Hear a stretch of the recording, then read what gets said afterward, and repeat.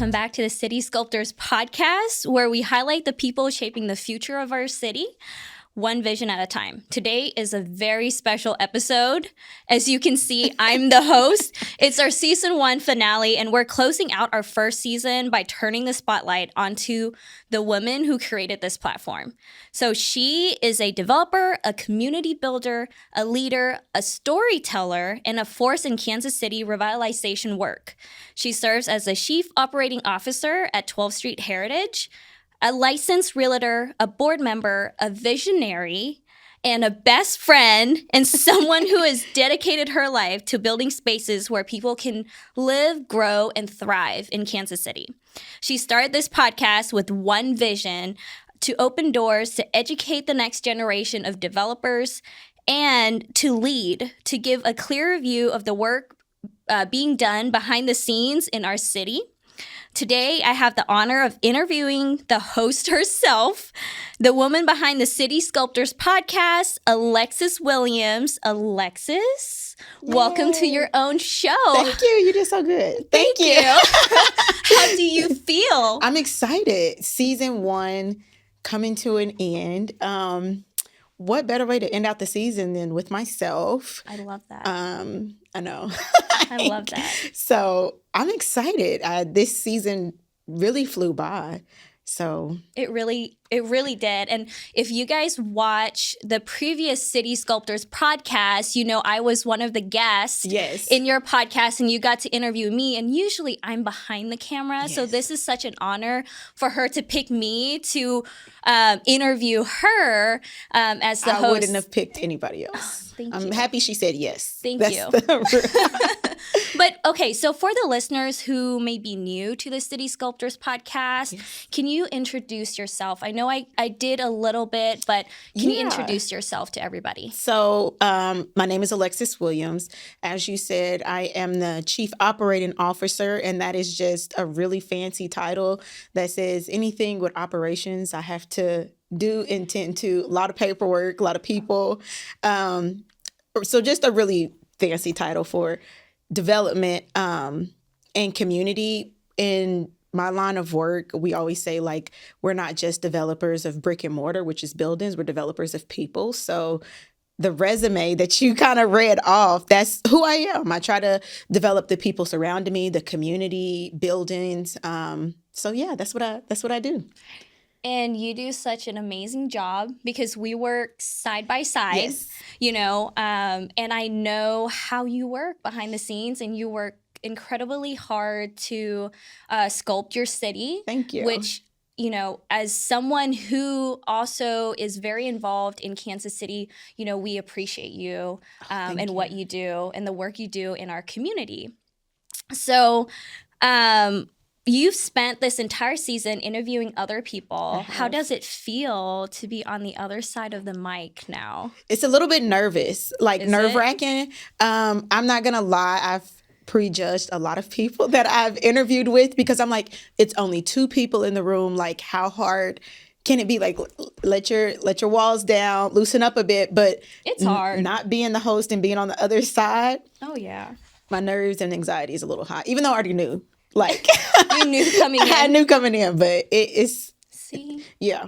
Mm-hmm. I'll give season 2 people a little bit more slack, I will say. Oh, thank you. Because I was nervous when I was doing mine. I was shaking. But I'm like, you guys do this all the time. So I thought it would be easier, but it's not. You still want to make sure you say the right things and, you know. Mm-hmm. So, okay, the City Sculptors. Yes. We thought about that when we first started the podcast, about the name. So what does the City Sculptor mean to you personally? Okay, so the name itself, I would say it probably took us 6 months. Oh my gosh, yes. To come up with the name. And because how I work, I throw a ton of ideas at the wall. We'll see which one sticks, but I'll say whatever comes, like the first thing that comes to my head. And what I knew is I wanted to come up with a name that describes the people who I work with every day. Mm-hmm. And we finally got down to it. Miyu did her job as marketing director and came up with the name City Sculptors out of everything that, you know, I had threw out. And it just really embodied not the podcast, but I think Kansas City for what it is truly. Like anybody could shape their city, and that's what the City Sculptors means to me. You have influence. It's not just about developers who build the city and make the skyline what it is. I wanted to bring in city leaders. I wanted to bring in business owners. I wanted to bring in, teachers, people who every day, whether you know it or not, have an influence on you, your city, even in minor ways. And so that was like the goal, and the perfect name. Couldn't have come up with a better name myself. It took us a while to get there, but literally the perfect name. Yes, I think so too. I think it really defines everybody that actually sat in this chair, Yes. And what they do for the community, every single one of them. And no two people had the same, No.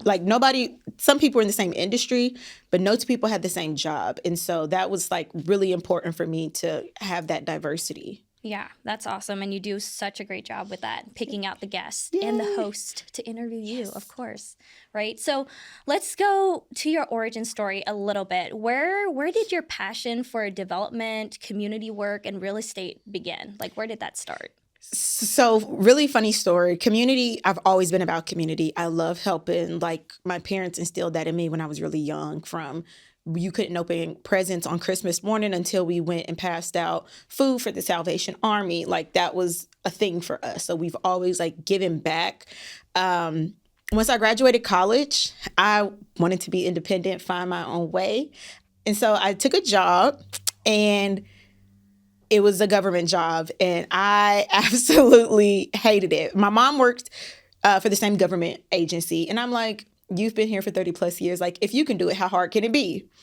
Never say that to anybody. Oh my gosh. For one, if it's easy, that means you're not doing it. And then for two, like once I got the job, I was miserable, and I cried every single day. Like I would get off of work and be so depressed, and my parents were really tired of hearing it. And so they're like, Alexis, just quit. And I'm like, I've never quit anything in my life. Like, I'll stick it out. I'll just like, who cares? Like, I can be miserable for 10 years and move up the corporate ladder, because I hadn't met too many people who were really excited about what they do. Right. And so it was like, I feel like once you become an adult, everybody was just, you work, you pay your bills, like who needs to enjoy what they do? That's for the weekends. And so my dad had convinced me to quit. I'm like, I'll just write it out. And so I did eventually quit. Obviously, I needed money. And so he was like, come work for me. In the meantime, there's different things that you can do. We have reentry, which is hiring people who just got out of prison, or people who are struggling with keeping a job because they need to learn those fundamentals. We had a youth mentoring program where we went into Hogan and different high schools and stuff, and we taught those kids life skills. And then he had started development, and that was like the thing that kind of piqued my interest. Out of all of the opportunities that he offered me, I had no idea what development was. I knew what real estate was. So I went and got my real estate license. My mom had talked about that a little bit. So I got my real estate license, but development, I had no idea that this was a thing. And so how it started is he got me like in the door. He was working on projects. I started posting on Instagram about it because I was so intrigued that people own apartment buildings. And I knew people own townhomes or duplexes, and you rent out the space next to you. I didn't know walking down the street, the person standing next to me could own the 20-story building apartment. Like, I thought that was a city thing. I thought the city funded that. It popped up. That was them. I had no idea what development was. So on the journey, I just started learning, and I started posting. People started asking me questions, and I really wanted to like be a resource. I never wanted to gatekeep the information, but it was still so much I was learning myself. And that was about 5 years ago. And oh my God, I was passionate about it. And I was like, okay, the people have to know. Like my peers want to know. But you also, in this world, you got to kind of hold on to some things for yourself. And so I kind of stopped talking about it on social media for a couple years.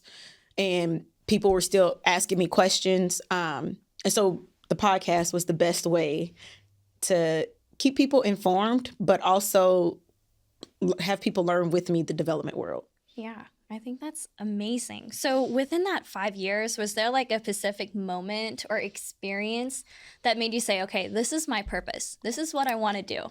Yeah, well, I like a challenge. Okay. I don't know if in the 5 years I said like this is my purpose, but I did love it. I walked into several rooms. I'm a hard-headed girl. Oh, So I know. I am a hard-headed girl. And so my dad would tag me along with on him. And like, if you know me, I'll introduce myself. I introduce him by his first name. I never let people know like we're related. And the challenge was I was the only woman in the room and for a lot of these meetings. And so that me being like Spitfire, nobody's going to tell me and close the door on me. That's what I was like, I have to be here. Like, I have to figure it out because if a man can do it, how hard can it be? Like, Right. that was my mindset. And so what? I had to learn. And the more I learned, and I like instant gratification. Development is kind of that. You get to actually see the work that you're putting into it. And seeing that over the years, I was like, this is where I'm supposed to be. And maybe in 10 or 15 years that changes, but I know I've helped open the door for some other people along the way to find their passion too. Awesome. And you talked a little bit about challenges. So what were some of the challenges you faced early on that prepared you for the work that you're doing now? I had to learn, I will say when I took my government job, you had to learn how to be quiet. You had to learn how to be a little bit more poised. And so that helped me with this job. What I did learn is I'm a great writer. I know that. Like, I was taught how to do grant writing in high school. Like, I can write anything somebody asks me. What I didn't know about this world is how political it could be. And so the thing that helped me was my degree is in psychology.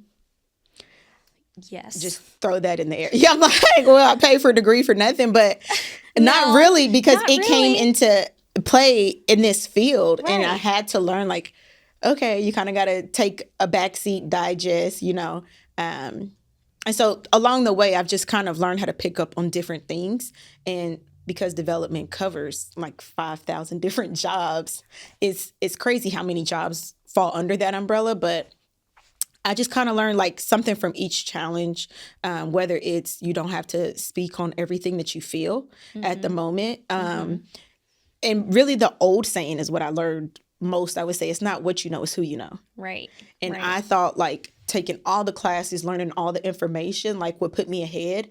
But you also still have to network in this world. And that was like the one thing that I would say even today I'm still working on is kind of getting out of my head. And I don't know, maybe it's just me, but I feel like as millennials, we've looked up to our parents and older generations so much. Like in their 20s, they already had kids, married, house. And so walking into these spaces, you have to have a little different level of confidence. And you have to know, like, even if I feel something in myself, it's like, I'm supposed to be here. Like, Right. and you walk in and fill up the room. And so that's kind of like the biggest thing is networking. And it's hard, but you still have to learn the information, but those are Right. the things. How does it feel? Because I know walking in, not only are you a woman, you're a minority. Yes. But you're probably, well, I've been to a couple of these networking events with you and a Yeah. couple of meetings with you. We're The youngest. the youngest in the room. There's no other way to say it. The youngest. So Yeah. how do you feel? I mean, I am so proud of you. Oh. But how do you feel to be in that moment and let our listeners know, like, hey, it is possible. Yeah, I think that was the whole point of the podcast and the whole Right. point of when I was sharing on social media. Like, I'm in these rooms and the people who are deemed famous or unrelatable and you're trying to figure out how to jump through hoops and get to them, they're everyday people. They'll hold a conversation. I'm not going to lie. I do have to like pep talk myself before I go in the rooms. Like, it's still hard for me. I am not going to lie. People always like, well, you post on social media. That's me and my phone in the car. I can delete that as many times as I want to. I can redo that. But being thrown into like the lion's den, sometimes Oh my it feels gosh. like you just build a different level of confidence. And sometimes you are just faking it till you make it. Like, Right. as an introvert, I might go back and have a nap after, but I got through it. Like, And you know she will. As her best friend, I would take- I know she will. I'm like, So- the battery has died, but it is very important for you to go into that room, and it is very important for you to do the things that make you uncomfortable. And that's just what I've learned. You're going to be the youngest. People are always going to have, they're going to find something about you that, you know, but they had something too, and they're still there. And if you're in the room and they're in the room, then what are we talking about? Right. That is exactly right. And talking about everyday people and the people that we brought in the podcast, like our first episode was Congressman Cleaver. Yes. And he, you know, we sat and watched you interview him, and he is like the nicest, personable, and most relatable. So if you guys have not gone back and watched some, see the previous episodes, because most people are like, oh, I'll run into Cleaver at an event. And my hope was that people reach out to the people we've brought on the podcast so they know, like, they're listening. They want people to engage. They don't want to come off standoffish. They'll answer questions professionally, of course, but outside of that, they're humans. They have families to go back home to. They want to hang out and have a good time. They want to be friends. And Cleaver actually told me he was going to be the first person on the podcast when I announced I was having one. So I remember that. We had to say, I was like, okay, well, he said he was going first. So, but that just showed me, I was so nervous to start it, but it just showed me how important what I was doing was, and how everybody else that we've brought on wanted to invest in the community as well. Right. So that kind of segue into our season 1 reflection a little bit. Okay. So what surprised you the most about season 1? The most? Yes. I would say behind the scenes, what surprised me the most is how many people said yes right away when I sent out emails and asking people to be on the podcast. I had a really long lineup of, okay, well, if this person says no, we can go to this person. And almost every single person, unless it was a scheduling conflict where we just couldn't make it work because of traveling or because of the time, everybody immediately responded yes. And it was just like, I was like, oh my gosh, that means I'm doing something right. Right. And so it was kind of like a pat on the back. That surprised me the most. You know what? And that is so true. Most of our guests immediately said yes and wanted to come and share their story with our listeners. So again, if you guys have not watched the previous episode, go back.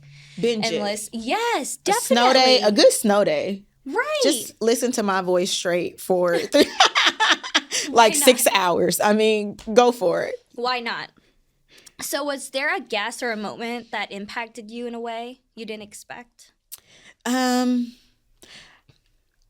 would say Raina Parkshaw, Mayor Pro Tem. I love her episode. She made a really big announcement at the end of her episode. We're not going to say. You have to go back and watch it. Yes. But I thought her journey really made sense for the podcast and really was what the podcast was about, because although her position is very high, when she talked about how she got into it, I think so many of us are like, how do you even get into politics, city council? Like, it just seems like such a far-fetched idea.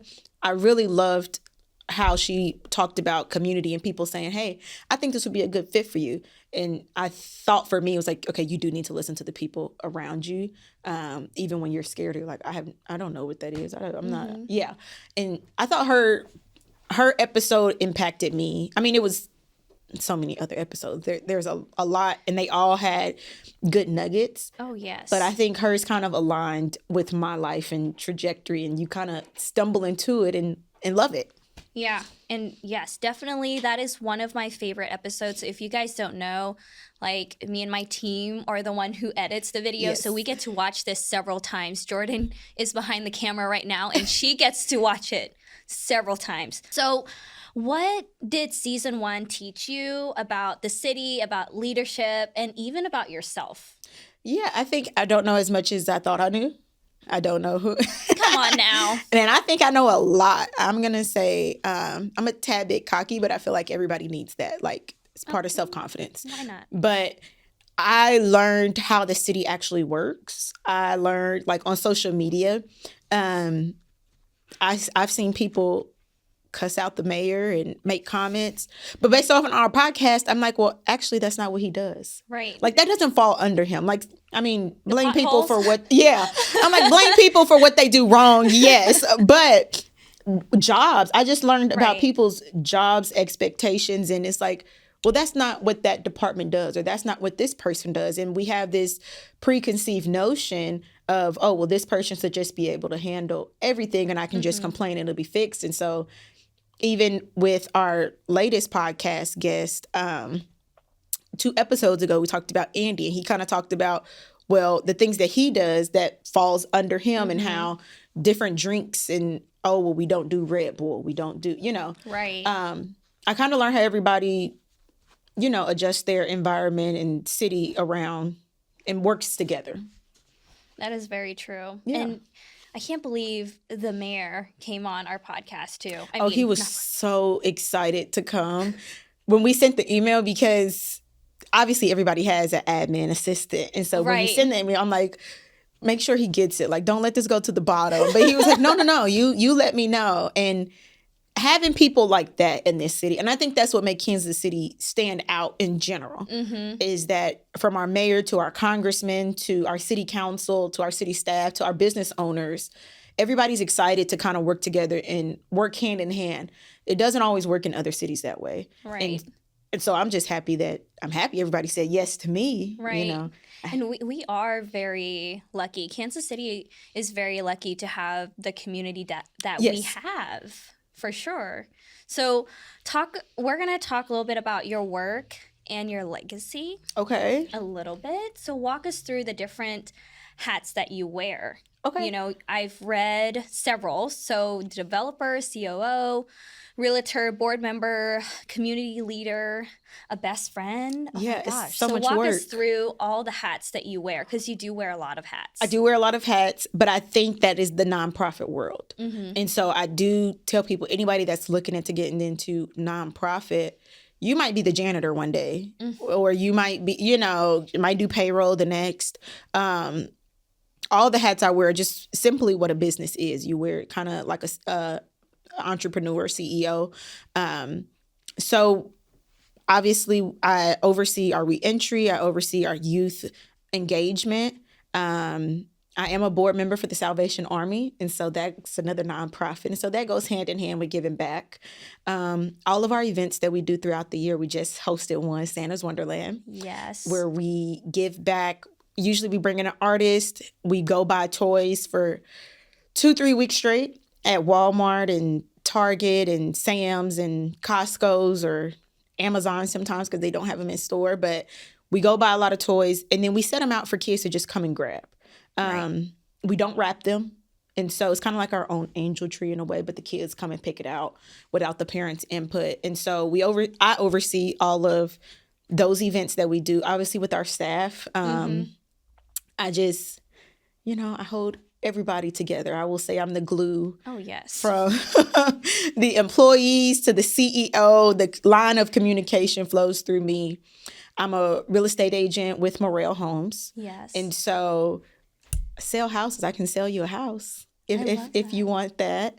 As far as development, I help write all of our grants that we do for funding. And so we did just get a really big funding for Light Tech credits for Parade Park, which we have. Congratulations. I'm so going to say excited. that here on the podcast, because oh my gosh, that is so exciting. And to get what you guys got, kudos to you. I'm so excited. So I help write all of our grants. I'm on a lot of different boards, advisory committees, and the city, and Mayor Pro Tem did say this, like the city has like 1,000 advisory committees, like anything that you would want to be a part of. Like right now I'm on the Truman Advisory Board Committee. They're trying to redo what that area looks like. They asking for our input of what it looks like. They have like 20 of us who they're asking, like, what do you want to see in the next future years? Like, what would you like built here? And then on the weekends, that is my week, Monday through Friday. And it is not a 9 to 5. This is not 9 to 5 work. On the weekends, I'm a children's ministry teacher. Oh my gosh. There's so That's much. right. Yeah. That's right. So I don't necessarily have like a day to myself that I'm not pouring into people. But I think that pours into me. So it doesn't drain me. And if you are doing that type of work that I just listed, which is a long list, and I don't think I got through all of it, and you feel drained at the end, then this probably isn't the line of work for you. But I do get a little battery charge off of everything that I do. Oh, yeah. And I know you enjoy what you do. Thoroughly. Very clear. Yeah. Very clear. Because you are always happy. And as someone who works with you and so close to you on a personal level and professional level, it's so easy to tell that, hey, you enjoy what you do. You enjoy sculpting the city. You enjoy giving back to the community. And I think that is amazing. I love it. And even on days like I'm overwhelmed, some of my staff will say, like, she can be hard. But it's just because I'm such a perfectionist for the city. And I feel like we've been given a lot. So we need to give a lot. Right. And so anything that we do that has our name on it or that I'm doing, I wholeheartedly want to give 100%. I never want to come in and give 50. So I'm harder on everybody else because I expect the same thing. Like, do it to the best of your ability. I love that. I love that. So let's move to legacy. So what I know behind the scenes, we talk about legacy and leaving legacy behind. Not just you, but also your dad talks about legacy a lot. So what does legacy mean to you? I think legacy means impact. And I think that's the best way to describe it. And so the legacy and impact I would love to leave behind is just the difference that I've made for millennials and Gen Z to get involved in this arena. I would love to walk into a meeting or holiday party one day and see faces that look like mine, whether that is because I'm a minority or age. I would love to see that and not always know that I'm walking in and probably the only one, or it's maybe two or three of us. I would like to take this secret society of development and like bust the door wide open and let people know all of the opportunities. And people say, hey, because I listened to City Sculptors Podcast or because Alexis posted this, I got interested in my field. You know, I've made $1 million doing this. And because even if you go into construction, that's possible. Right. So my legacy is just letting people know the possibility, I guess. And talking about legacy and, you know, millennials and Gen Zs and the younger generation, what message do you want to give to young people, especially millennials like us, Gen Zers, that listens to the City Sculptors? I would say get into it. Like, figure out, even if you say, okay, she talked about writing as a developer, and she talks about that she had to do all of these things. Well, maybe you don't want to be a developer, but you want to still maybe be in development. You can go into property management. Maybe you have a passion for people and talking to people, and you can take their applications, property management. Maybe you know how to do drywall.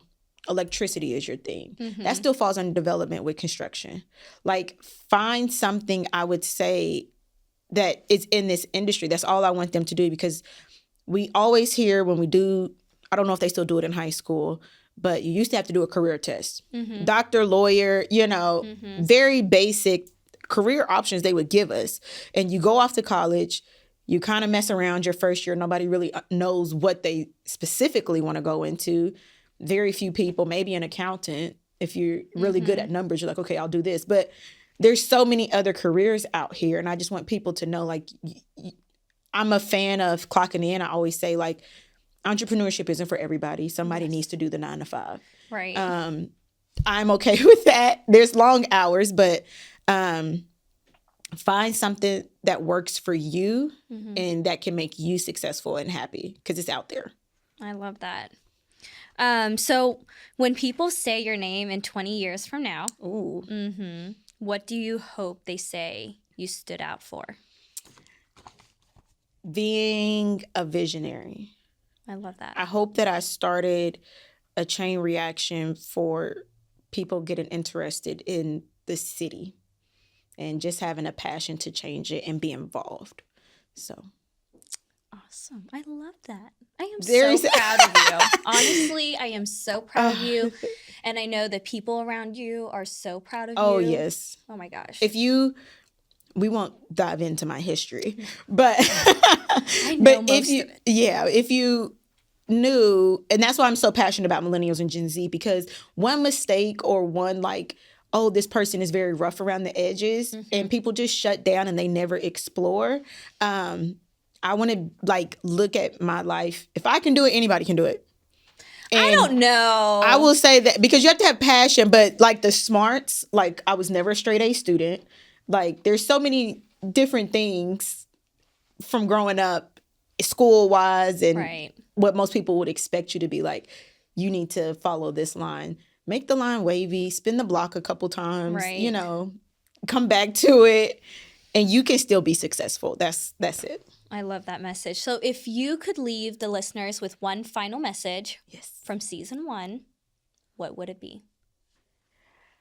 I think the best message is one that we've heard before on the podcast is that anybody can be a city sculptor.